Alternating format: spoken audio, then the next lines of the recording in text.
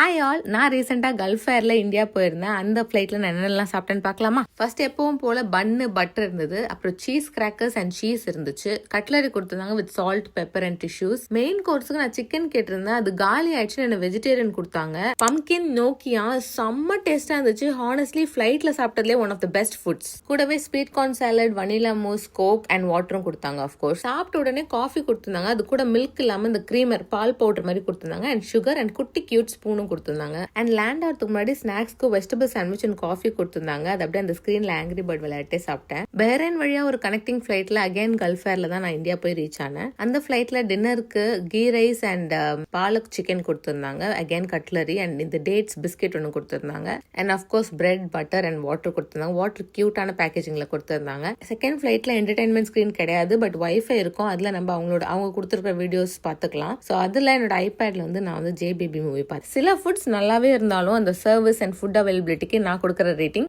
See you in the next video. Bye bye.